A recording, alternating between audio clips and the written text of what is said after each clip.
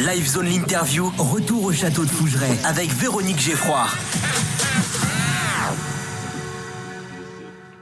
Alex et moi, on est ravis aujourd'hui de recevoir Madame Véronique Geffroy. Bonjour Véronique. Bonjour. Merci d'être sur Accent Radio. Merci d'avoir accepté cette interview. Avec Alex, nous sommes venus au château de Fougeray et nous sommes très heureux d'être venus. Vraiment, ça a été une expérience incroyable. On va en parler dans un instant. Véronique, vous êtes historienne. Tout à fait. Et vous êtes la propriétaire du château de Fougeray avec votre mari François. Véronique, on va aborder maintenant le bilan de cette année. Comment s'est passée cette année au château de Fougeray au niveau des phénomènes paranormaux? Que s'est-il passé cette année? Écoutez, ça a été une année très intéressante. Déjà, d'un point de vue humain, on a eu on a de plus en plus de gens passionnés par ces phénomènes et d'une curiosité positive, je dirais, pour les sceptiques. On n'a plus de gens, si vous voulez, maintenant qui viennent uniquement pour se faire peur et jouer. Ça, c'est terminé. Et d'un point de vue des phénomènes, on a toujours des phénomènes de poltergeist. On a eu des phénomènes de déplacement d'objets, mais très significatifs, c'est-à-dire toujours avec du sens. Donc ça, c'est vraiment très intéressant. On a eu énormément de contacts, de messages, etc., avec ceux de Fougeray en spiritisme et les défunts des visiteurs, mais vraiment des messages extrêmement précis. C'était vraiment très intéressant. On a eu beaucoup de TCI, de voix d'enregistrés également. On a fait une année vraiment très intéressante parce que les choses étaient toujours très cohérentes. C'est-à-dire que quand on avait un phénomène de poltergeist, par exemple, il y avait tout le temps une cohérence avec la conversation, quelque chose, et c'est intéressant si on s'intéresse à la communication avec l'invisible, en fait. C'est pas n'importe quoi. Quand vous parlez de cohérence au niveau des phénomènes de poltergeist, est-ce que vous pouvez préciser un petit peu, par exemple, là, est-ce que vous pouvez nous donner un exemple? Par exemple, en atelier ressenti, ils étaient au 2e étage, dans le petit salon devant la chambre du chevalier. Et c'est vrai que on a eu un phénomène. Pour moi, c'est le phénomène de l'année. Et il s'est passé en pleine journée, vous voyez. Ouais. La veille, on a eu des K2 qui se sont déplacés tout seuls.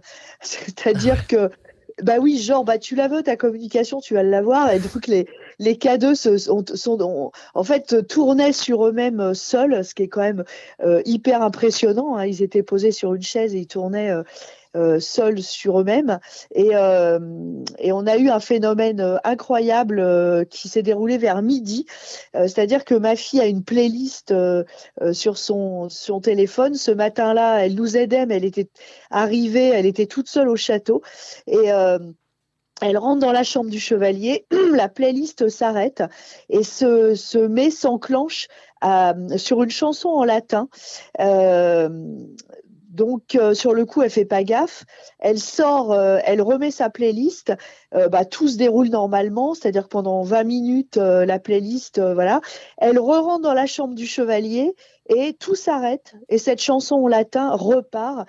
Et là, à ce moment-là, elle entend des boulets qui en fait passaient au plafond sur l'ancien chemin de ronde. Et ça arrive souvent. Et on avait eu la veille un message comme quoi le chevalier avait été victime d'une injustice et qu'il fallait le croire. Et la chanson en latin, on l'a cherchée. Après, on a trouvé le texte et ça disait creditemi, c'est-à-dire croyez-moi. Et c'est l'histoire d'un condamné à mort qui est condamné injustement pour un crime qu'il n'a pas commis et qu'il fallait absolument le croire. Et on a eu ces messages avant. C'était une insistance de sa part pour réhabiliter sa mémoire et on a eu vraiment que des messages comme ça cette année, c'est-à-dire des choses d'une grande cohérence, mais avec des choses modernes, je dirais. Là, c'était un portable. On a eu beaucoup de choses comme ça avec des instruments modernes, mais ils se servent de ce qu'ils peuvent, je dirais. Mais c'était vraiment très intéressant. Par rapport au phénomène de poltergeist, est-ce que vous comparez cette année avec... parce que je sais que l'année 2018 a été une année très chargée au niveau des phénomènes de poltergeist. Est-ce que vous pouvez comparer, est-ce que cette année a été plus on va dire, plus génératrice de phénomènes de poltergeist que l'année 2018? Non, on n'en a pas eu plus et je crois qu'on en aura difficilement plus qu'en 2018 où on a fini par prendre peur d'ailleurs. Donc, c'était pas forcément ultra positif parce que cette année 2018, en fait, des objets traversaient les murs, les plafonds, ça valinguait dans tous les sens. Et j'avoue que moi, j'ai fini par être extrêmement mal à l'aise face à ça. Mais on en a eu des très intéressants, des très étonnants parce que on a retrouvé un matin au petit déjeuner, des visiteurs ont retrouvé les boules en bois qui décorent les lits sous la table de la salle à manger. Enfin, ils y étaient 5 minutes avant, ils descendent et clac, ils les retrouvent sous la table de la salle à manger. Mais là, c'est venu en silence, on n'a pas du tout compris pourquoi. On a eu par contre des phénomènes beaucoup plus comment dire, beaucoup plus, enfin plus bruyant, plus énorme dans le petit salon. Et on l'a eu, puis 15 jours après, on a eu le même. C'était dans le petit salon où exerçait Christophe, le médium. On a eu des bruits au plafond. En fait, c'est des phénomènes, c'est des petites baignoires de poupées qui se déplaçaient dans la salle de bain. Ça faisait des bruits énormes dans la pièce en dessous. Et au même moment, et ça c'est quand même vraiment incroyable, il y a une armoire qui est pleine de vaisselle, mais quand je vous dis pleine de vaisselle, c'est pleine de vaisselle, qui s'est mis à bouger, c'est-à-dire je vous parle de 200 kilos de choses là, hein. Et elle s'est mise à bouger, elle faisait comment dire, comme si quelqu'un d'énorme la prenait derrière et ça faisait des battements, je sais pas, sur peut-être 7-8 centimètres. Ouais. Et l'armoire s'est mise à bouger et par contre, aucun bruit de vaisselle.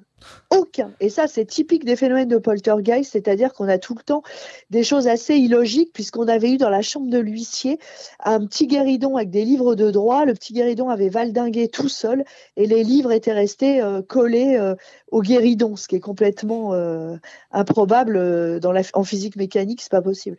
Et là, deux fois, en fait, sur 2 soirs de suite, à 15 jours d'intervalle, cette armoire a bougé.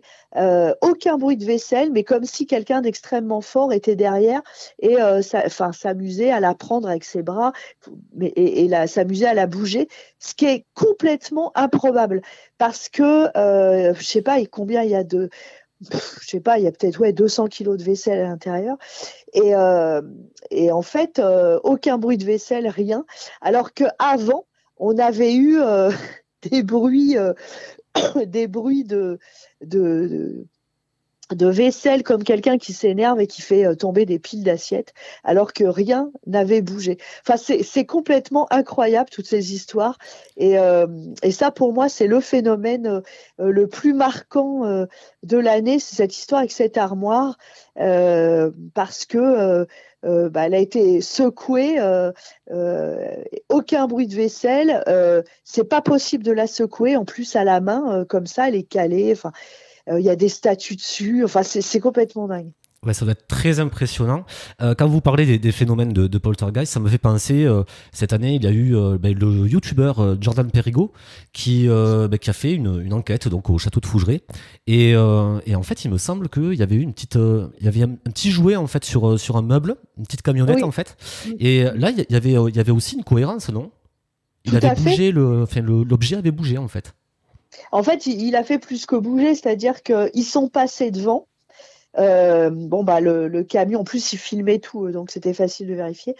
Le petit camion Mon Chéri, c'est un petit van Volkswagen publicitaire avec marqué Mon Chéri sur les côtés, hein, par rapport au Mon Chéri au chocolat. Et ils passent, donc le van était là. Ils vont dans la chambre de l'huissier et quand ils ressortent, le van n'est plus là. Alors sur le coup, ils se demandent ce qui se passe. Ils ont un peu peur, on les sent à la limite un peu en panique. Et lorsqu'ils descendent au rez-de-chaussée dans la salle à manger, ils retrouvent le van dans leurs affaires, dans les affaires, je sais plus, c'est Jordan ou Denzo, bref, à côté d'une caméra, enfin je sais plus, mais du matériel qu'ils utilisent pour les enquêtes. Et c'est complètement cohérent parce qu'ils venaient d'acheter un van Volkswagen comme ça, du même modèle. Et alors, bon, ça c'est un clin d'œil.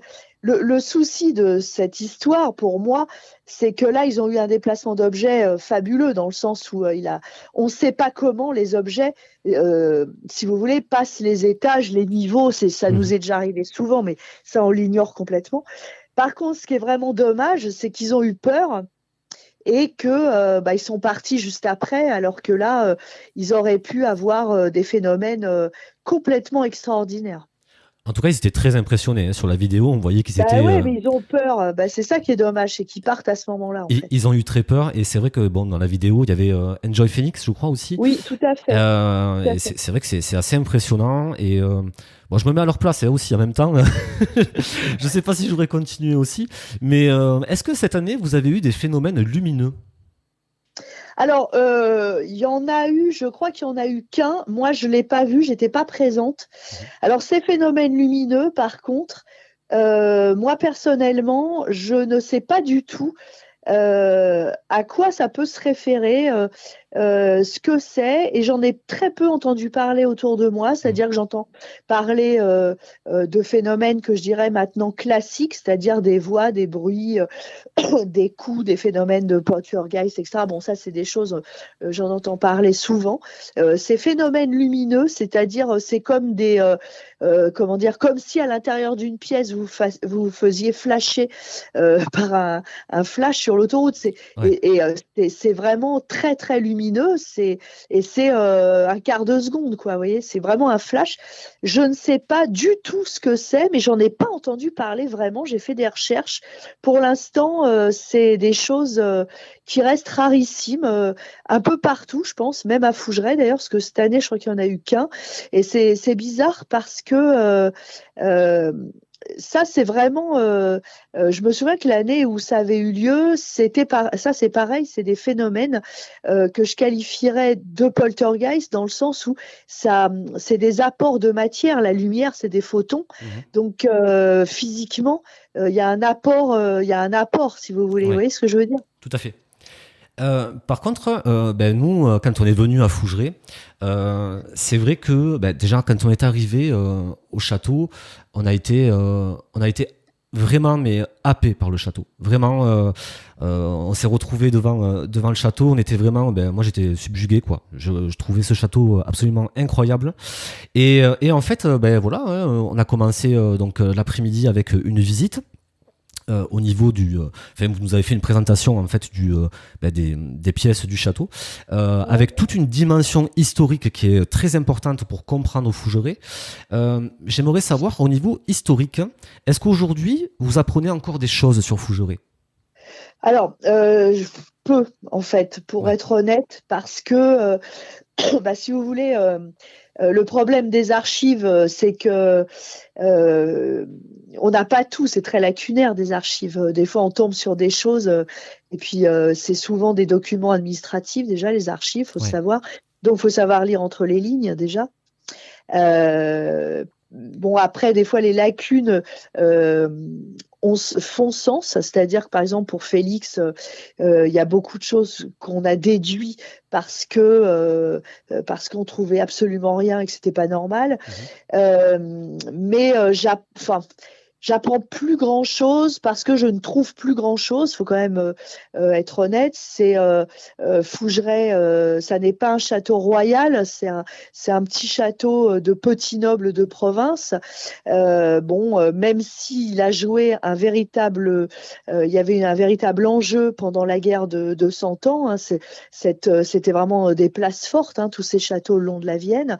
Mais c'est vrai que je trouve plus grand chose. Alors parfois, si je travaille avec une généalogiste, Catherine, qui parfois m'apprend des choses, mais c'est vrai qu'on n'a plus maintenant vraiment de choses à apprendre. On apprend beaucoup de choses sur ses habitants, sur les liens familiaux, de parenté. C'est vrai que des fois, on peut en déduire des choses au niveau constellation familiale, au niveau transgénérationnel aussi, les choses qui se répètent de propriétaire en propriétaire, etc. Et ça, c'est très intéressant.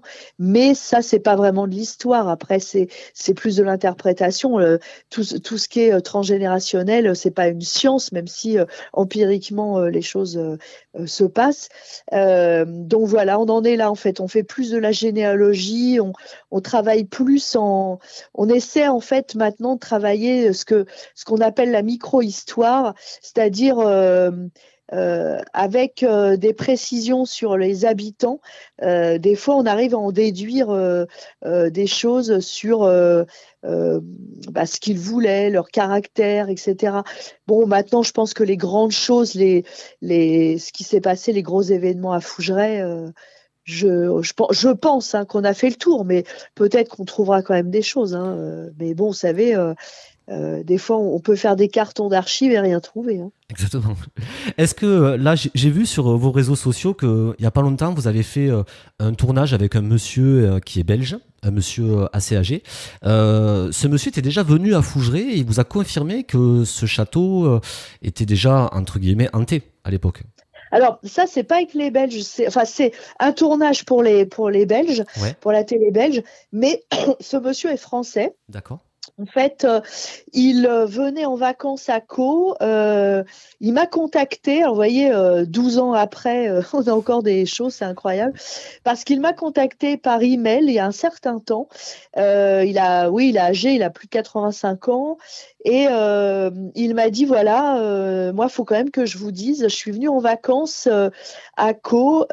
J'étais avec un prêtre qui s'appelait Bordenave, qui arrivait de Chine. Il était missionnaire en Chine et il est rentré en France quand au niveau politique ça commençait à bouger un peu. Il est rentré en France et il gérait des camps de vacances. Alors il n'était pas scout, je lui ai demandé, il m'a dit que c'était pas du scoutisme, mais il gérait des camps de vacances à la fois sur le château de Puyrajoux, à Caux, etc.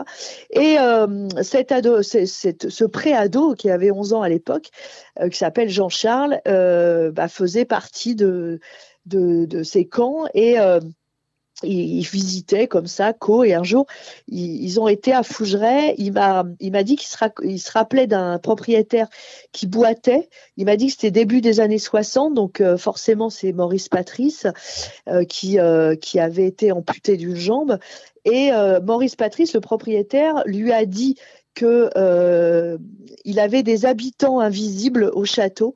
Mais il n'a pas voulu en dire plus parce qu'il ne voulait pas effrayer les enfants. Et quand ils sont partis, ils ont fait le tour. Par contre, ils ne sont pas rentrés, ils ont fait le tour. Et quand ils sont partis, le curé a dit aux enfants, de toute façon, Fougeray est hanté, c'est un château où il y a des fantômes. Et on est sûr que Fougeray est hanté. Et ça l'avait marqué parce que vous savez, les enfants, à l'époque, s'effrayaient plus que la génération actuelle, si vous voulez. Il n'y avait pas les jeux vidéo, ils regardaient très très peu la télé, c'était complètement différent. Et en fait, ils n'ont pas trop voulu les effrayer, donc ils n'ont pas insisté quand même. Mais ils se rappelaient de ça et ça l'avait marqué.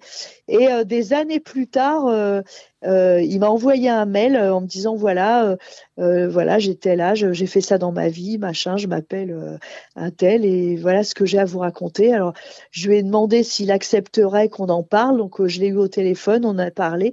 Je lui ai dit mais est-ce que vous accepteriez de témoigner? Et il s'est prêté au jeu. Alors vraiment, je le remercie et donc voilà. Donc c'est vrai que de toute façon. Honnêtement, moi jamais on n'aurait pas pu inventer une histoire pareille parce que on a beaucoup de détracteurs qui ont dit oui, Fougeray est hanté depuis que les Geffroy y habitent, c'est une pure invention, etc. Mais je sais pas, il m'aurait fallu un pouvoir de mythomanie exceptionnel. C'était évident qu'il se passait des choses avant. Fougeray a changé énormément de fois de propriétaire déjà, ce qui est pas tellement normal. En général, les châteaux, ça reste dans les familles, etc. Là, ça a vraiment changé de propriétaire très très souvent. Et je suis pas du tout surprise. C'était évident qu'avant il se passait des choses.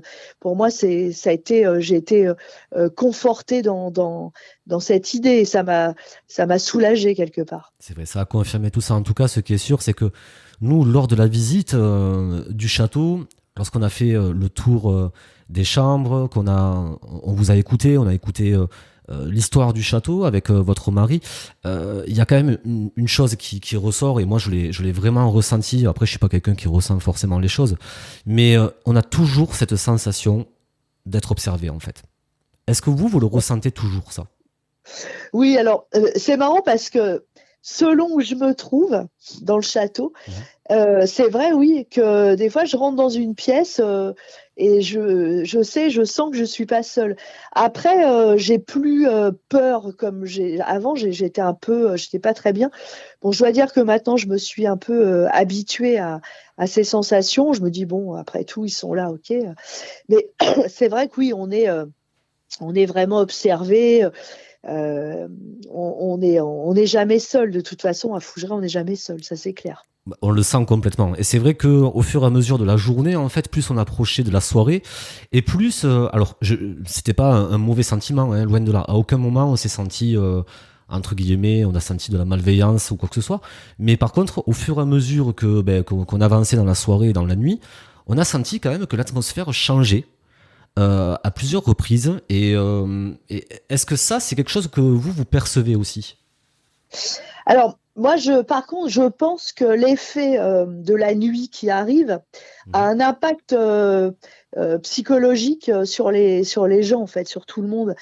Parce que la nuit, c'est, si vous voulez, depuis l'homme des cavernes, c'est le danger. Il faut faire attention, etc. Mais moi, je pense qu'il y a peut-être un impact psychologique là de la nuit, parce que moi, j'ai eu énormément de phénomènes en pleine journée. Hein. De toute façon, moi, la nuit, j'y suis jamais seule, pour être honnête. Ouais, vous avez jamais. peur. Si vous voulez, pardon. Moi, je suis pas. Je veux dire, oui, je suis pas maso dans le sens. Moi, la nuit, j'y vais pas seule. Je peux y aller seule en pleine journée si j'ai des choses à faire, etc. S'il fait nuit, je vais dire à François, bon, viens avec moi. Je suis pas à l'aise, mais je suis pas à l'aise la nuit toute seule au château. Ça, c'est clair. Moi, j'y passerai pas une nuit seule. Ça, je peux le dire, je l'avoue. Hein. Alors que je pourrais passer une nuit seule où j'habite, y a pas de problème. Mais je pense qu'il y a peut-être l'impact psychologique de la nuit. La nuit, c'est quand même les terreurs nocturnes d'enfants. C'est depuis qu'on a une conscience, c'est le danger de la nuit, des bêtes fauves qui peuvent nous dévorer dans le sommeil. Enfin, oui, on est en faiblesse la nuit. Donc c'est vrai que je pense qu'il y a peut-être cet impact parce que, je vous dis, on a eu plein de choses en pleine journée, pas uniquement que la nuit. Mais c'est vrai que tout le monde me le dit, ça, que les gens trouvent que l'atmosphère change parce que il fait nuit. C'est évident que c'est complètement différent. Ça, c'est une certitude absolue. Je veux dire, surtout quand vous êtes venu qu'une fois à Fougeray, c'est vrai que jour, nuit, c'est pas pareil. C'est clair.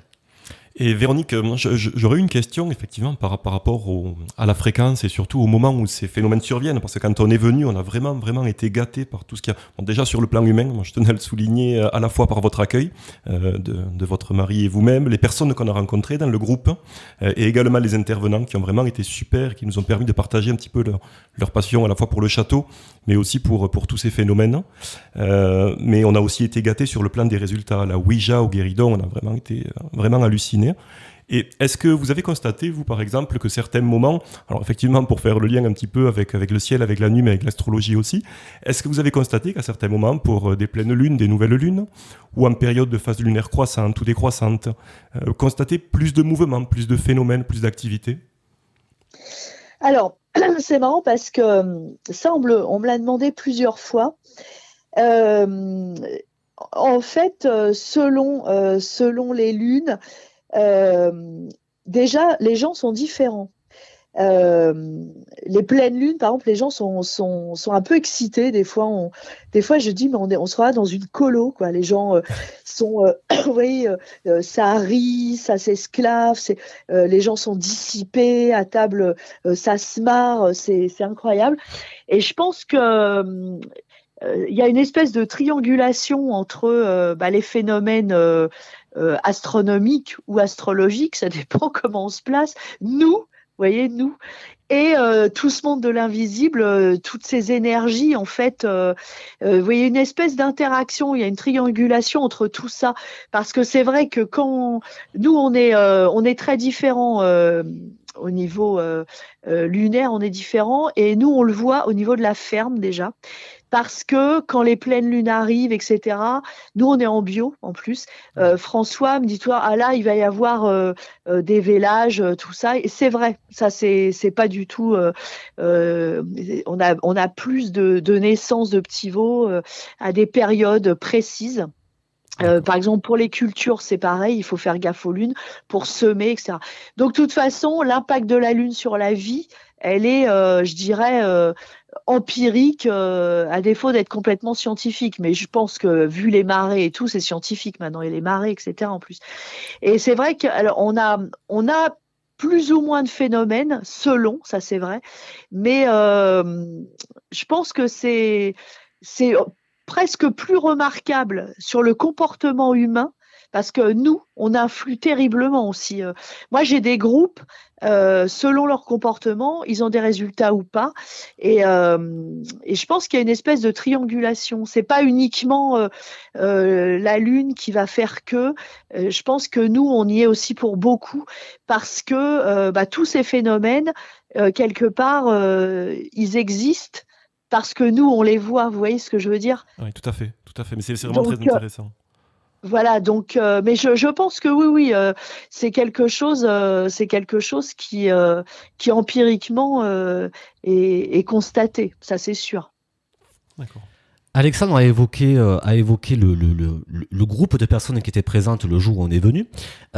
Effectivement, Fougeray, c'est avant tout une aventure humaine. Nous, on a été très surpris. En fait, les gens, enfin, les personnes qui étaient présentes, d'ailleurs, on leur passe le bonjour, étaient solidaires. Elles nous ont donné des informations. La plupart étaient venus déjà au château, mais on a été surpris de quelque chose. Alex et moi, on a été vraiment surpris. C'est l'âge des personnes. Les personnes qui étaient présentes étaient relativement jeunes.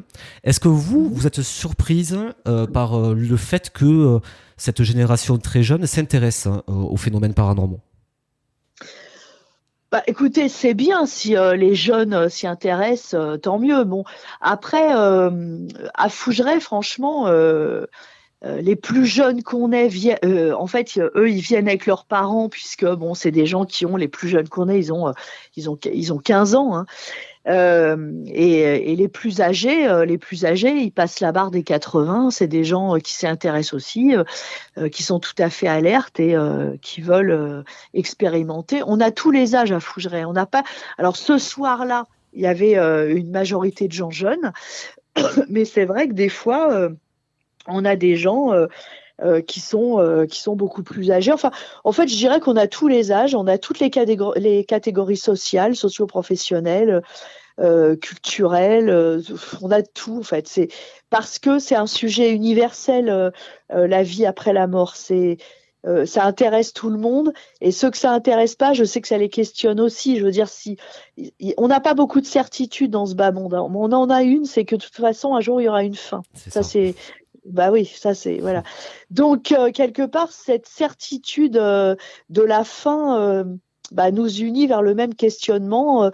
Donc finalement, je vous dis, on a un peu de tout à Fougeray, et je trouve que c'est très intéressant. Parce que j'ai eu beaucoup de nouveaux cette année, et ça pour nous c'est extrêmement gratifiant. C'est-à-dire qu'on a eu des gens, on a toujours une poignée de gens qui reviennent, qui font partie de nos habitués, qui sont devenus des gens avec qui on s'entend très bien. C'est presque des amis, c'est vraiment marrant. Et on a eu beaucoup de nouveaux cette année, et ça j'ai trouvé ça vraiment hyper sympa. Parce que bon, c'est bien aussi d'avoir du sang neuf, des nouvelles réflexions, et ils arrivent de partout, et ils ont ils ont n'importe quel âge, je dirais, ils sont de plein de religions différentes. Enfin, on a de tout.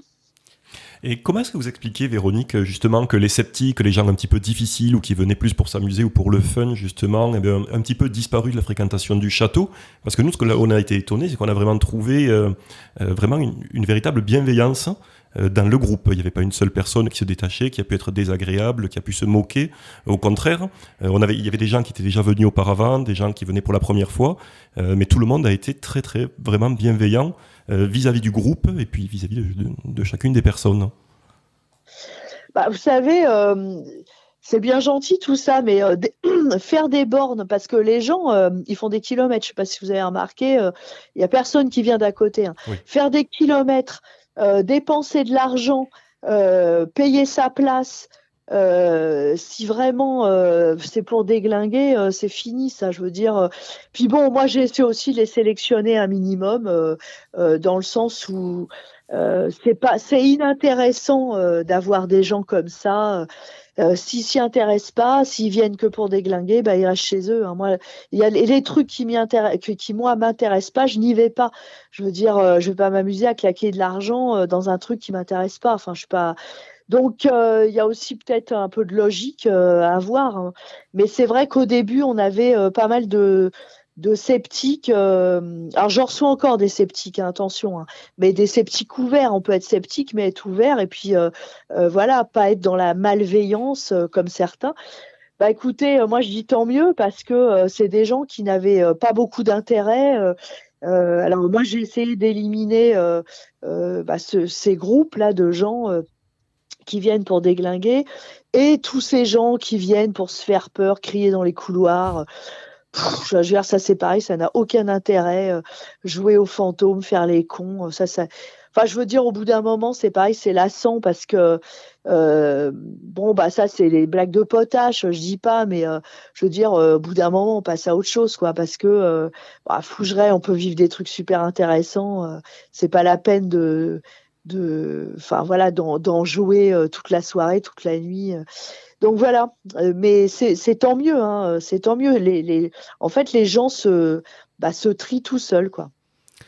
En tout cas, lors de notre séjour à Fougeray, pour continuer la visite, après la visite donc du château, après le son de la clochette, donc nous sommes allés prendre notre repas dans un cadre magnifique, avec une belle table, des beaux chandeliers. Enfin, c'était vraiment super, c'était extra. Et vraiment, je souligne encore, l'accueil était extra.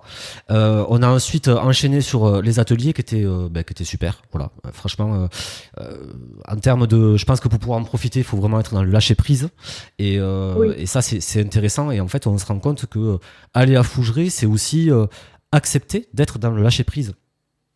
Complètement. Alors ça, c'est vrai que c'est exactement ça. Moi, c'est ce que je dis souvent aux gens pendant la visite. Je leur dis, vous savez, le mieux, si vous voulez vivre des choses, c'est de lâcher prise et de ne plus être dans le mental. Il faut à un moment donné accepter que l'impossible puisse se produire. Donc, faut vraiment lâcher prise. Ouais. Parce que c'est vrai que le mental, ça nous limite énormément. Moi, j'aurais jamais imaginé avec mon mental vivre ce que j'ai vécu. Bien sûr. Donc voilà, il faut à un moment donné lâcher prise, exactement. Ouais. Donc ensuite est venu le moment où on a commencé l'atelier spiritisme. Et là, c'était juste bluffant. C'est-à-dire que je vous ai déjà eu 2 fois en interview sur Accent Radio, et en fait, ce que vous avez dit sur l'antenne, en fait, on l'a vécu.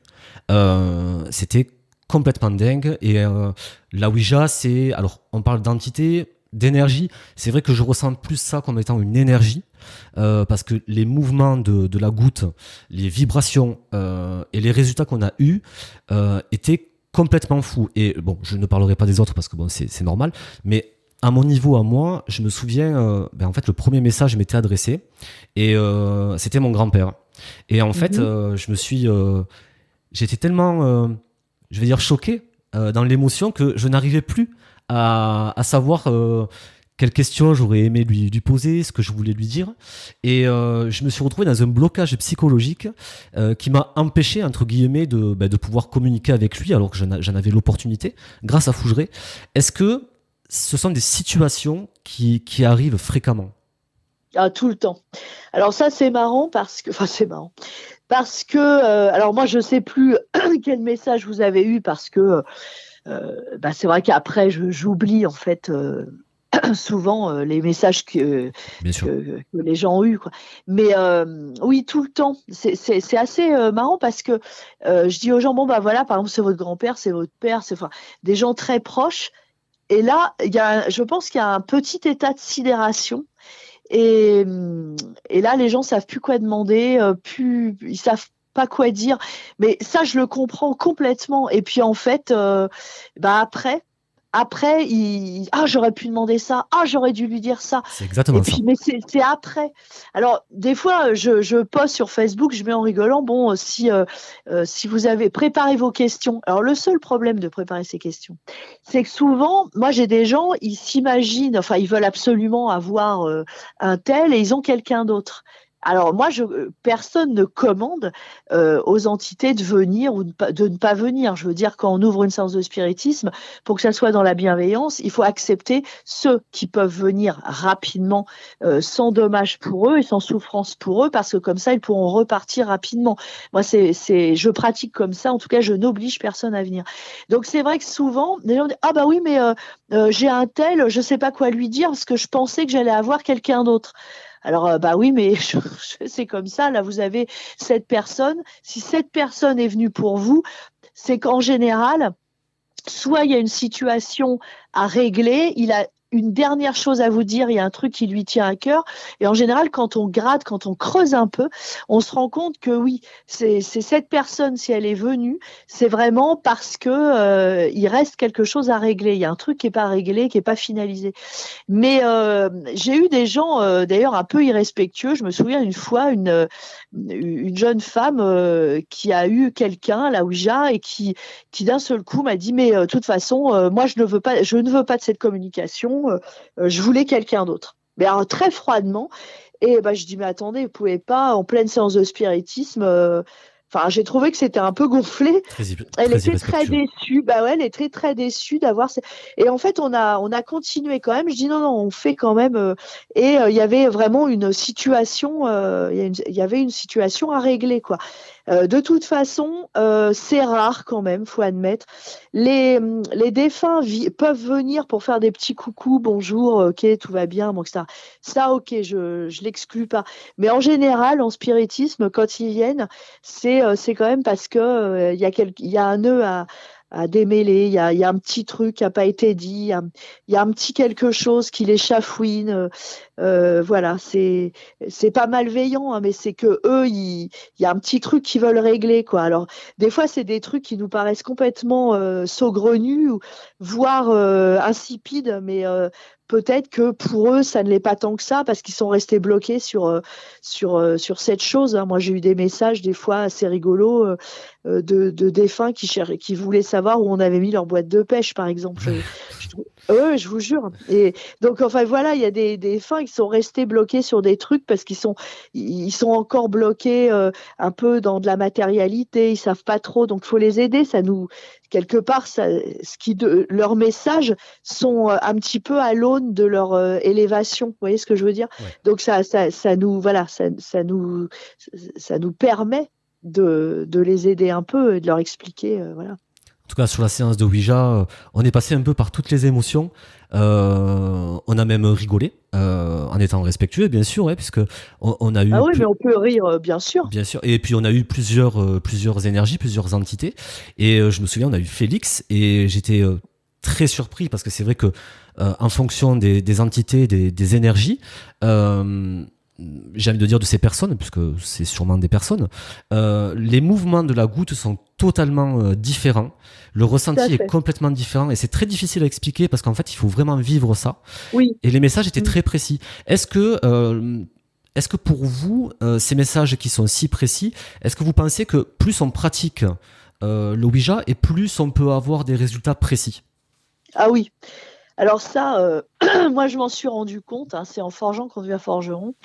Moi j'ai un peu cette philosophie dans la vie pour tout d'ailleurs, parce que théoriser c'est gentil, Mais à un moment donné, si on veut être un bon mécano, faut mettre les mains dans le cambouis, hein. Moi, je suis comme ça dans la vie pour tout, hein. Je veux dire, à un moment donné, si on veut être bon en quelque chose, il y a un apprentissage. Socrate disait, on pense avec ses mains, mais moi, je suis d'accord. L'apprentissage, ça nous permet pour tout d'être plus précis. Par exemple, moi j'ai remarqué que en Ouija, bon maintenant j'en fais depuis pas mal d'années, mais je veux dire je voulais pas trop en refaire parce que vous savez, j'en faisais quand j'étais gamine, évidemment comme tous les mômes en soirée pyjama, avec un verre retourné qu'on piquait à la cantine et des lettres, parce que moi j'étais interne. Alors à l'internat, vous avez le loisir de faire des conneries le soir, hein. Donc on faisait de la Ouija, on apprenait à fumer, on faisait des conneries, mais c'était les meilleures années de ma vie, ceci dit. Et après, une fois que l'internat s'est terminé, j'ai arrêté tout ça.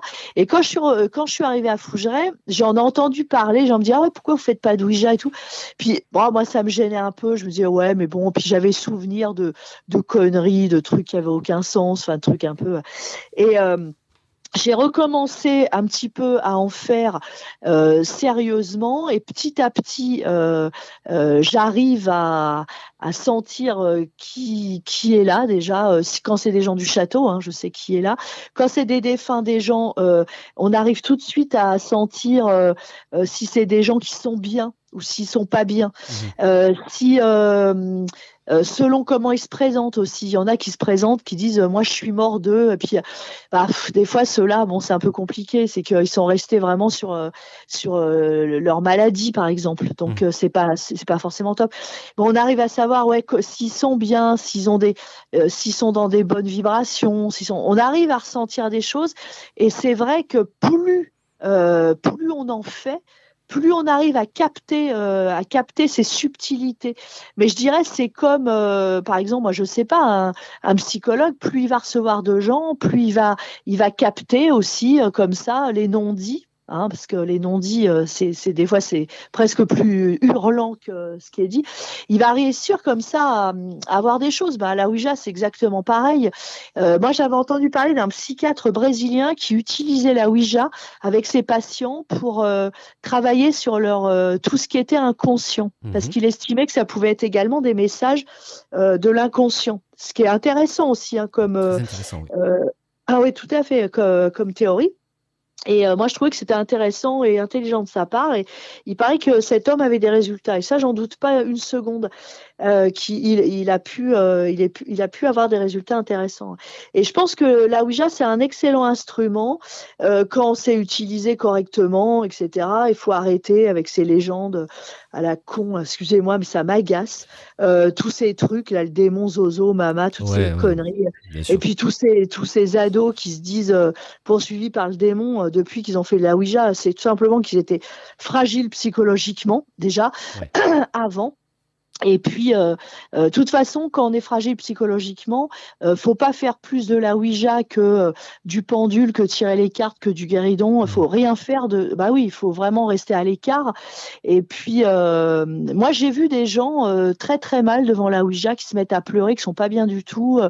Moi, à ce moment-là, je clôture et j'arrête. Il y a des gens, c'est pas fait pour eux. C'est pas une critique. Chacun a son propre seuil de tolérance, d'acceptation et puis dans les émotions, Mais je veux dire, on peut pas crier au scandale d'un truc démoniaque, etc. Alors que pas du tout. Il y a une façon de s'en servir. À ce moment-là, on condamne toutes les formes de communication avec l'invisible. Si on condamne la Ouija, on condamne tout le reste, même les formes de communication en direct, c'est-à-dire en direct.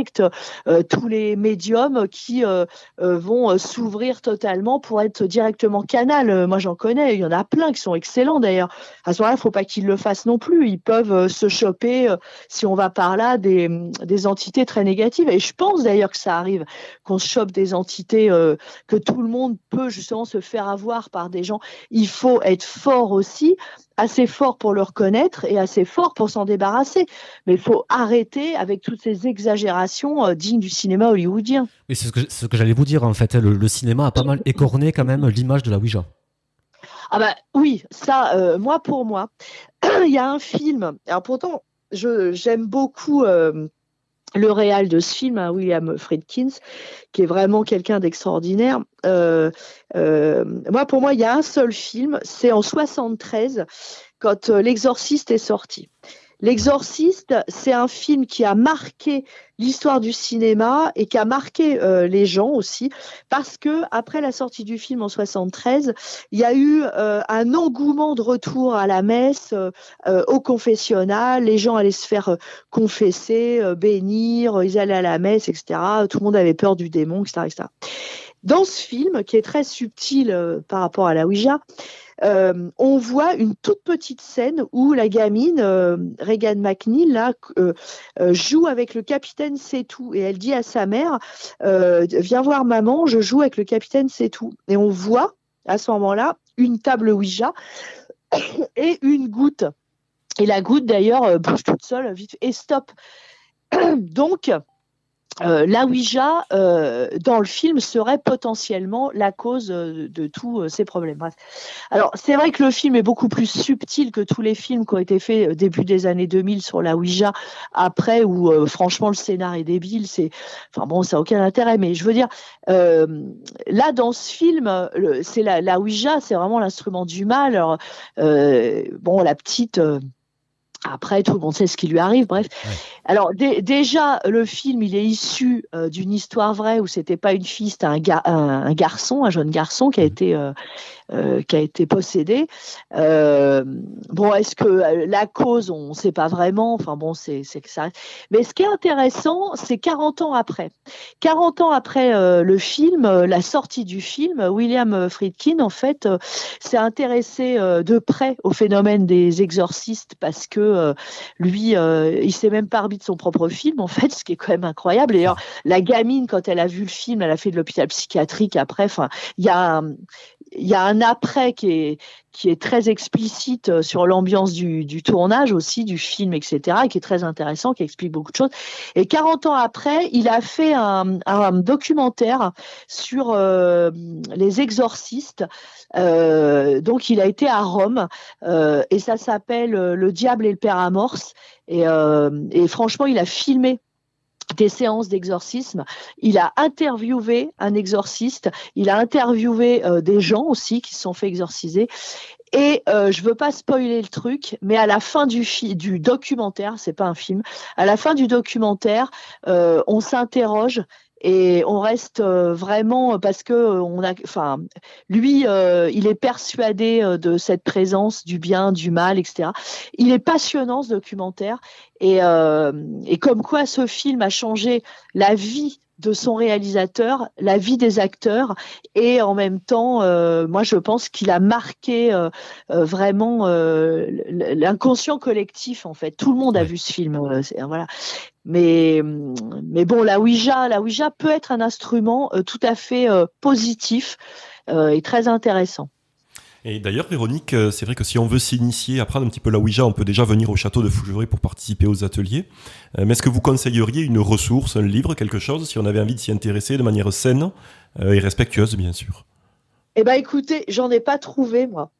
Alors, non, mais c'est vrai, dès qu'il y avait des livres sur la Ouija, c'était des conneries, c'était des trucs... c'était des trucs avec des exemples, si vous voulez, d'enfants, d'ados possédés parce que la Ouija, c'est pas bien, et ça. J'en ai pas trouvé. Par contre, sans vouloir faire de pub, parce que j'écris bénévolement pour Parascience, et dans le Parascience, je tiens à le préciser, dans Parascience numéro 121, alors le Parascience 121, je sais plus quel mois c'est, mais c'est il y a pas longtemps, ça c'est sûr. C'est juin 2021. Voilà. D'accord. Dans le numéro 121, j'ai écrit un article sur la Ouija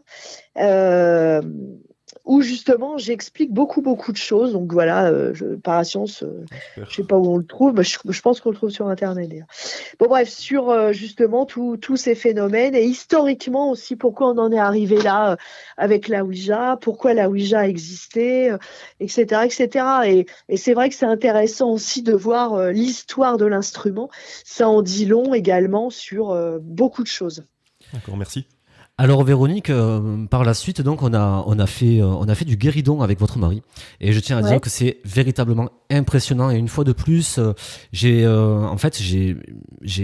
dans ma tête j'ai entendu les propos sur la description du ressenti du guéridon, et il faut dire que c'est incroyable. Le bois craque, vibre, Ouais. bouge, on sent une force. Alors que les Mm. personnes ont à peine les doigts appuyés posés Mm. sur le guéridon. Et on a eu la chance, et même l'honneur, parce que pour moi c'est une chance et un honneur, d'avoir eu un guéridon qui dansait grâce à Alice. Et je tiens à dire qu'on était tous sidérés. Dès qu'on a mis la musique du Charleston au château, et ben en fait le guéridon s'est mis à danser et c'était surréaliste. Euh, je vous comprends des fois quand vous dites c'est compliqué d'en parler ou d'expliquer. Il faut vraiment le vivre. Vous, la première fois que vous avez vu un guéridon danser, votre réaction, ça a été quoi? Alors en fait, au début, le guéridon, en fait, on a démarré avec le guéridon. La Ouija est venue bien après. Et les premières fois, je me souviens, on avait fait ça avec un guéridon, puis après on avait fait ça avec une table, parce que quand on est une douzaine à être vraiment avec beaucoup d'énergie, etc., on peut aussi avec les tables, une table ronde à 4 pieds, hein, mais c'est vraiment impressionnant. Par contre, c'est un petit peu plus long au démarrage. Et c'est vrai que les premières fois, je me souviens, on, on arrêtait, on hurlait, on n'arrêtait pas, mais on était dans un état d'euphorie, mais proche de l'hystérie. Ouais. Je me souviens, ah ben non, mais c'était ponctué de gros mots, de rire, waouh, ouais, mais c'est pas possible, t'as vu et tout, mais parce que je me souviens que c'était hallucinant, mais vraiment hallucinant, parce que ces énergies, en fait, c'est là qu'on voit que même si nous, on est des batteries quelque part, Oui. c'est tout, voilà, mais il y a une énergie extérieure qui, en fait, se sert de nous en tant que batterie pour agir et sur la matière. Euh, le guéridon, nous on l'a vu bouger, léviter, on l'a vu sortir dehors.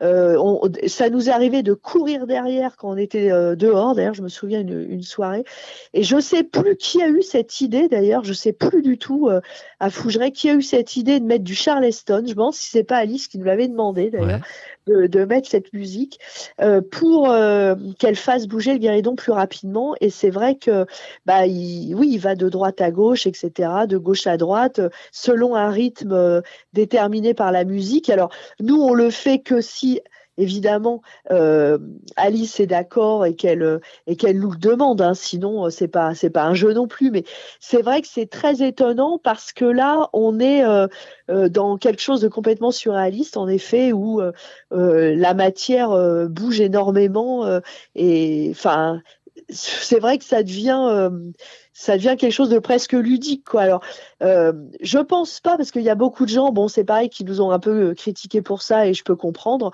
en disant que bon, c'était pas un jeu de faire du spiritisme, et qu'Alice en avait peut-être ras-le-bol, etc. Alors, moi, jamais de la vie, on fait ça si à un moment donné, elle vient pas nous le demander, hein. Bien sûr. Moi, au guéridon, on agit comme à la Ouija. Moi, je demande pas quelqu'un en particulier. Donc voilà. Alors moi, contrairement à ce que beaucoup pensent, moi j'ai jamais Alice, hein. J'ai dû l'avoir 2 ou 3 fois. J'ai tout le temps Félix. Qui me demande surtout pas de danser, lui. Enfin, je veux dire, Félix, c'est complètement différent. C'est François, en fait, qui est plus enclin à voir Alice. Je sais pas pourquoi. Je pense que son énergie, je sais pas. C'est marrant, c'est comme ça. Et donc voilà, c'est vrai que c'est très étonnant. Et puis, et ce qui est dingue, c'est, je veux dire, c'est cette matière, ce bois qui craque, et puis d'un seul coup qui se met à aller de droite à gauche, d'avant en arrière, qui tourne, etc. Mais Très c'est impressionnant. tellement rapide des fois que on a du mal à suivre. C'est là qu'on voit que vraiment il y a une énergie autonome, quoi. Alors, je suis tout à fait d'accord avec vous sur le fait que, en fait, ces énergies se servent de notre énergie pour faire bouger le guéridon, parce qu'effectivement, lors de cette soirée, en fait, on a essayé de faire du guéridon en fin de soirée. Alors quand je dis fin de soirée, c'est plutôt fin de nuit à Fougeray, parce que ça finit très tard.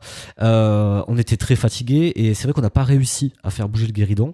Et une des participantes a dit, bah, écoutez, on va aller se coucher. Puis demain matin, quand on va se lever, on sera un petit peu plus reposé et on va réessayer.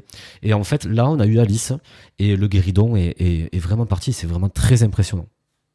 Ah oui, moi je pense que quand on est vraiment très fatigué, alors moi je dis tout le temps, quand on est par exemple vraiment très fatigué ou qu'on est un peu malade, un peu affaibli, qu'on a un peu la crève et tout ça, faut éviter de faire du spiritisme en règle générale, parce que alors déjà souvent on n'a rien et quand on est vraiment très fatigué, c'est peut-être pas là qu'on est le plus à même de se débarrasser de quelqu'un qui voudrait venir squatter un peu, quoi. Ouais. De quelqu'un. Ouais, voilà. Donc je pense qu'il faut être en forme, bien aligné pour faire du spiritisme sans trop de risques, sans. Donc c'est vrai que moi, par exemple, depuis la fermeture là. J'en fais pas parce que bon déjà je vis sans chauffage à Fougeray, mais je vis sans chauffage chez moi non plus, donc j'ai un peu la crève là, puis j'estime que faut faire redescendre tout ça aussi. Vous voyez ce que je veux dire? Ouais. C'est autant un repos pour nous que pour le bâtiment en général. Nous on va le nettoyer à la sauge là après les fêtes de Noël. On va le nettoyer à la sauge et on fait redescendre tout ça pour que les travaux se passent bien, etc. Parce que c'est vrai que toutes ces énergies, toutes ces portes qu'on ouvre pendant les saisons. Faut aussi gérer. Moi, j'ai un souvenir, j'ai une copine qui est une excellente médium, mais elle veut pas. Enfin bref, elle est pizzaïolo, la fille. Elle veut pas que ça en soit elle dit, et puis elle fait pas ça du tout dans sa vie en général. Et elle vient un jour à Fougeray un soir, elle me dit mais qu'est-ce que c'est que ces hystériques là? Elle me dit tes invisibles, ils arrêtent pas de se marrer, c'est un bordel chez toi, mais elle me dit tu te rends pas compte et tout. Et c'était la fin de la saison. Et en fait tout le monde était à force complètement comme des vivants qui auraient trop fait la fête, quoi. Je veux dire, à un moment donné, il faut faire redescendre les énergies, il faut apaiser tout le monde, quoi. Alors, lors de notre petit séjour chez vous au château de Fougeray, avec Alex, on a eu la bonne idée d'aller dormir dans la chambre aux échauguettes. Parce que bizarrement, c'était une des chambres où on se sentait le mieux au départ. C'est vrai que lors de la visite, moi je me suis bien fait. Voilà. Après, le soir, c'était pas du tout ça. Hein. Le soir, c'était une autre atmosphère. On était un petit peu. Le sentiment d'être observé était vraiment décuplé. On a quand même bien dormi. Est-ce que dans cette fameuse chambre aux échauguettes, est-ce que cette année, il y a eu des choses intéressantes? Eh ben, alors cette année, c'est marrant parce que c'est ce que j'explique à beaucoup de monde. En fait, les énergies ne sont pas stables. Elles sont pas stables. Disons que elles sont pas si stables que ça. Elles tournent. Et cette année, tout s'est focalisé. Alors, par exemple, les autres années, c'était huissier et Chauguette, c'était les deux chambres de l'horreur entre guillemets. Hein. Je dis bien entre guillemets. Et cette année, ça s'est plus focalisé, les phénomènes vraiment impressionnants se sont focalisés chevalier, petit salon. D'accord. C'est marrant, à l'autre bout du château en fait. Alors, pourquoi? Pour l'instant, je ne sais pas. Mais en tout cas, d'entendre des grognements, mais vraiment des grognements, hein, les gens vraiment ont flippé. D'avoir des déplacements d'objets, les épées qui n'arrêtent pas de se casser la figure alors qu'on les cale, etc., qu'on les pose bien, des musiques qui reviennent en boucle à des endroits précis, des cadeaux qui tournent, etc. C'était tout le temps à ces endroits-là, petit salon et chambre du chevalier. Alors, donc voilà, vous n'avez pas dû être tellement dérangé cette année, chambre aux échauguettes, je pense pas. Non, on a bien dormi, on a très bien dormi. En plus, le lit était super confortable, donc on était super bien. Mais bon, après, voilà, effectivement, on avait quand même une petite appréhension, mais on a très bien dormi. En tout cas, j'ai Béatrice, donc, qui, sur les réseaux sociaux, m'a posé une question pour vous. Elle dit bonjour Véronique, j'aimerais savoir si vous et votre mari, vous avez déjà fait des enquêtes paranormales autre part qu'au château de Fougeray, Ouija, guéridon, etc. Non. Non, on n'a jamais fait d'enquête ailleurs, mais très franchement, ça serait intéressant d'aller dans un autre lieu pour essayer de choper de ressentir d'autres énergies pour peut-être comparer aussi les lieux, ça peut être intéressant. Mais j'en ai pas fait ailleurs parce que ce phénomène d'enquête à gogo, bon alors là les youtubeurs vont me haïr, mais non, mais je veux dire c'est tout le temps pareil déjà. Il y a un truc qui me laisse tout le temps sur ma faim. Je suis tout le temps un peu frustrée parce que bon, voilà, on cherche l'historique, puis après on cherche à communiquer avec des gens qui auraient pu rester là, et puis on va poser pod, K2, truc, machin, bon, soit. Mais je sais pas, il y a un truc qui manque à chaque fois, je sais pas, c'est bizarre. Donc c'est vrai qu'on n'en a jamais fait ailleurs. Après, dire qu'on a fait des enquêtes à Fougeray, on n'a pas vraiment fait d'enquête comme ferait des youtubeurs à Fougeray, tous les deux. Par contre, on a tellement vécu de trucs que c'est vrai que mis bout à bout, quelque part, on a comme une enquête, mais on a les réponses aussi, si vous voulez. Mais on n'en a jamais fait ailleurs. Mais je dirais pourquoi pas, parce que ça peut nous ouvrir aussi à d'autres ressentis. Moi, je suis pas fermée à ça, mais faudrait vraiment je sais pas, quelque chose qui soit fait de façon cohérente, avec un historique appuyé, puis qu'on ait vraiment des choses intéressantes, quoi.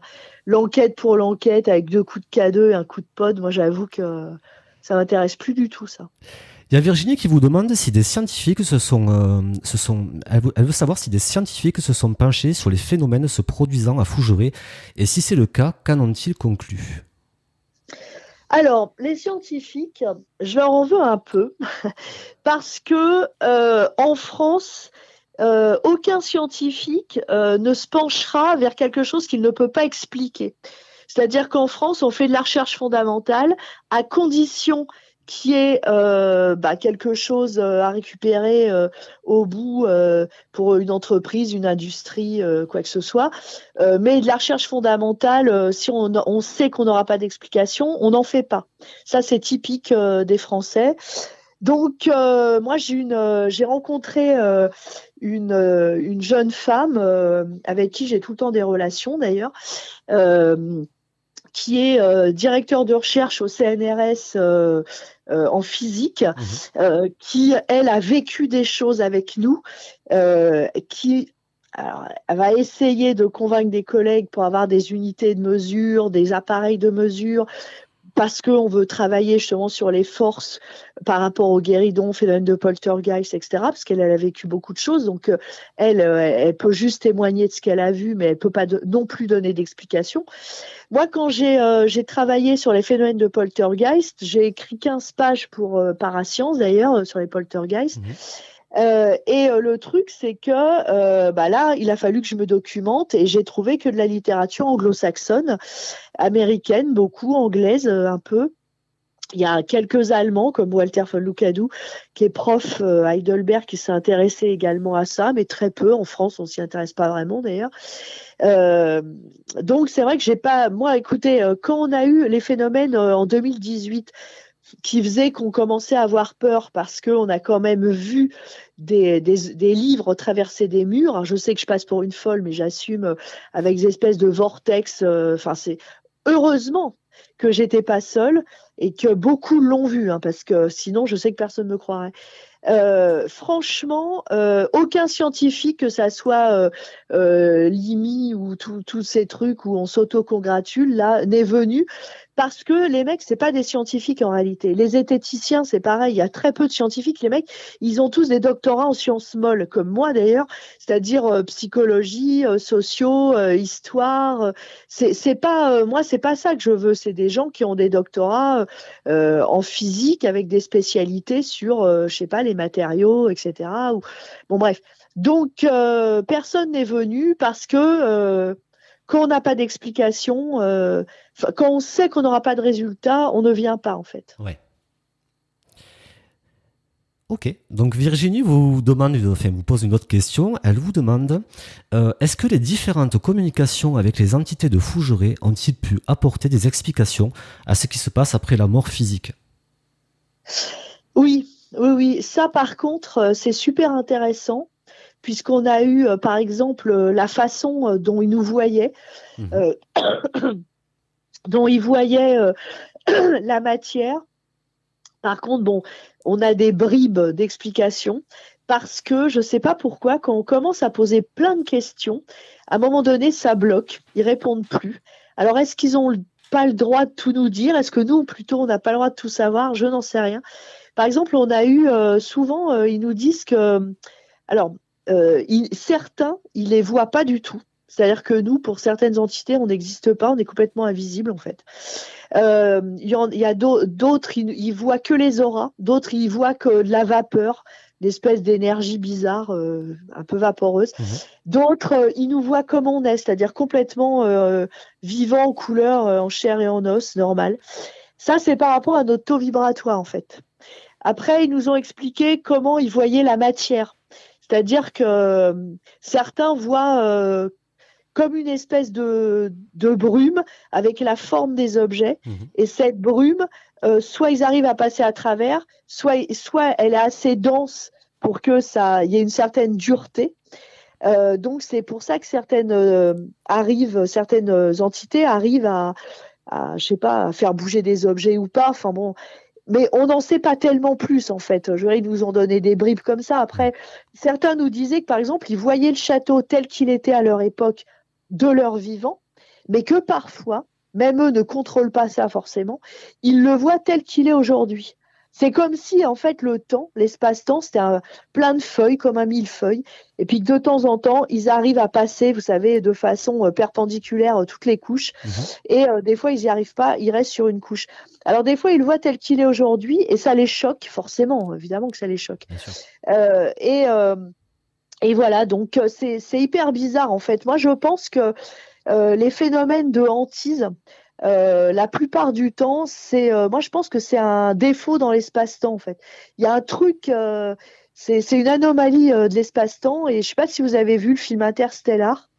C'est vraiment un film génial, je vous le conseille. Interstellar, ça explique beaucoup de choses. Enfin, ça explique. C'est une tentative d'explication en physique quantique parce que le début du film, c'est dans une ferme où il y a des phénomènes de poltergeist et la petite fille parle de ses fantômes, machin et tout. Et à la fin, on comprend que c'est un phénomène dans l'espace-temps et c'est génialissime. Et c'est un film, faut s'accrocher, mais c'est génialissime. Ça s'appelle Interstellar. Je voudrais revenir un petit peu sur votre livre Les Invisibles de Fougeray. J'aimerais savoir, le livre est sorti maintenant il y a quelques mois, vous êtes beaucoup livré dans ce livre, vous avez parlé de votre famille, des phénomènes que vous viviez au château de Fougeray. Je sais que vous étiez assez anxieuse avant la sortie du livre et c'est normal. Ouais. Aujourd'hui, est-ce que vous êtes satisfaite des retours que vous avez eus ? Eh ben, écoutez, aujourd'hui, moi, je suis vraiment enchantée des retours que j'ai eus parce que les gens qui l'ont lu, au moins, enfin, il y a eu un mot qui est revenu souvent et qui m'a fait plaisir. Au moins, ils m'ont dit que je semblais être très sincère dans ce livre. Et c'est vrai que pour moi, c'était important, justement, cette sincérité était quelque chose de vital parce que c'est vrai que quand j'écrivais, je faisais pas. Enfin, j'étais sans filtre, j'étais toute seule, c'était le confinement. Bon, il y avait des travaux à Fougeray, mais moi, je m'enfermais dans une pièce et puis j'écrivais, quoi. Et je voyais pas autrement les choses. C'est-à-dire que je me disais, non, je peux pas faire un truc politiquement correct, un truc propre, lissé. Je me dis, ça va être chiant. Je voulais faire quelque chose de vrai, de réel, parce que je pense que quand on est régulièrement dans un endroit comme ça, empreinte plein d'énergie, forcément on s'en prend plein la tête à un moment donné, parce que forcément à un moment donné on va se relâcher, on va être victime, on va être boosté, on va être aplati, on va être affaibli. Enfin, genre, toutes ces énergies, c'est comme un match de ping-pong avec les vivants. Faut pas croire qu'on y est tout le temps. Des fois on gagne, des fois on perd, c'est compliqué, quoi. Et forcément on a vécu des choses. Et donc je me disais, mais c'est intéressant justement que les lecteurs comprennent par où on est passé en fait, et par où on passe encore, faut pas croire, par où on est passé. Moi, je trouve que c'est super important. Alors, je sais que vous avez investi à nouveau le bureau de Félix. Oui. Vous êtes sur le projet d'un nouveau livre, c'est ça? Oui, absolument. Alors, est-ce que ce livre sera dans la même dynamique que Les Invisibles de Fougeray, ou est-ce qu'il abordera, est-ce que vous parlerez plus du château, des phénomènes? Est-ce que vous pouvez nous donner 2-3 indices sur ce nouveau livre? Si vous voulez, moi, je veux J'essaye. qu'il soit, ouais, voilà. Je veux qu'il soit autant dans une certaine une lecture facile et dynamique. Moi, je trouve que c'est hyper important. Je veux dire, je me prétends pas être Balzac, donc je veux dire la littérature pour la littérature. Moi, j'en fais pas. Vous voyez ce que je veux dire? Je laisse ça à des gens vraiment de talent. Moi, j'écris de façon simple et dynamique pour que justement le lecteur soit là-dedans comme dans un feuilleton, que ça lui fasse plaisir d'ouvrir mon livre. Donc, ça sera déjà le même style d'écriture, parce que c'est moi qui écris, donc une écriture simple et dynamique. Et oui, ça va être dans la même dynamique, mais avec quelques différences. Mais ça, c'est mon petit secret pour l'instant. D'accord. En tout cas, votre livre Les Invisibles de Fougeray est disponible partout. Ça peut être une très belle idée cadeau pour les fêtes de fin d'année. En tout cas, on le conseille vivement. Quels sont les projets futurs pour Fougeray? Alors là déjà, on a deux soirées de Noël le 10 et 11. Parce que bon, ça, Noël, moi j'adore, c'est ma fête, moi. Donc, c'est ma fête, c'est ma période où j'aime beaucoup Noël. Donc, on fait 2 soirées. Alors là, on met avec chorale de Noël, on s'éclate, je m'éclate dans la kitschitude de Noël. Et on fait les ateliers en journée, parce qu'il fait très froid là, donc on fait les ateliers en journée, ça sera plus sympa que de les faire, parce que là, les derniers temps, les gens en ressenti, ils étaient assis, ils tremblaient à moitié, c'était pas possible. Donc on fait les ateliers en journée, mais on fait des ateliers un petit peu différents par contre. On va avoir, on fait un parallèle entre tout ce qu'on va pouvoir avoir avec du matériel de pointe. J'ai un ami qui fait des ghost hunts en Angleterre, un peu partout, qui va venir poser du matériel partout, et en spiritisme. On va voir si on va vraiment croiser les choses. Nous, on va être en spiritisme dans la maison de gardien avec des Kinect, des caméras, et eux, ils seront en second dans le château, avec pareil, Kinect, caméra, etc. Et on va essayer de voir si on a les mêmes choses au même moment en spiritisme, c'est-à-dire de la communication façon 19e et avec tout le matériel qu'il y a aujourd'hui, parce qu'on a eu énormément de résultats aussi avec la Kinect, où vous voyez vraiment des silhouettes, etc. Donc ça, c'était intéressant. Après, il y a la chorale, le repas de Noël, les cadeaux, le Père Noël, les lutins, enfin bref, je me suis éclatée. Et après, après ça, c'est fermé. C'est-à-dire, après, on va entamer les travaux, et je n'ai pas de date de réouverture parce que ça va dépendre des travaux, en fait. Voilà. Donc, je ne sais absolument pas quand est-ce qu'on va pouvoir réouvrir. Parce qu'on va faire une tranche comme tous les ans, une tranche de travaux, et les travaux, on sait quand on commence, mais on sait pas quand on finit, quoi. En tout cas, nous, on a passé un moment exceptionnel avec Alex. On a passé un moment, c'était dingue, quoi. Enfin, voilà, c'était vraiment juste génial. Et on n'a qu'une envie quand on part du château, c'est d'y retourner. Et je pense qu'on se reverra, Véronique. Je pense aussi. La belle saison, ça sera avec plaisir. Mais moi, ce soir-là, j'en ai un bon souvenir aussi, parce que ce qui est intéressant avec Fougeray, et pour nous, c'est un peu l'ascenseur émotionnel, c'est qu'il n'y a pas une soirée qui se ressemble. Ouais. Alors, des fois, on a des groupes super sympas, et c'est vrai qu'on est vachement content de partager cette soirée avec eux. On a des groupes un peu plus fermés. Alors, faut un peu plus faire d'efforts pour que les gens s'ouvrent et se lâchent un peu. C'est jamais pareil. Bon, après, je vous dis, humainement, cette année, ça a vraiment été bien, parce qu'on a vraiment reçu des gens intéressés par le sujet, et l'échange a été vraiment positif. En tout cas, Véronique, on vous remercie pour cette interview merci à vous. sur Axon Radio. C'est toujours passionnant de vous avoir en interview. Je rappelle votre livre Les Invisibles de Fougeray, disponible partout.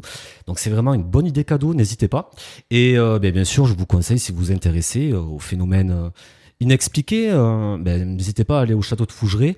Votre site, c'est fougeray.com, et puis on vous retrouve sur les réseaux sociaux, sur Facebook, Instagram, Twitter. Donc voilà, donc écoutez, on vous remercie en tout cas, Véronique. Merci. Écoutez, merci tous les deux en tout cas, et puis au plaisir de se revoir à Fougeray à la belle saison alors. Ça sera vraiment avec un grand plaisir. On vous remercie, on vous souhaite une excellente fin de journée, et puis moi je vous dis à très bientôt sur Axon Radio. Ciao.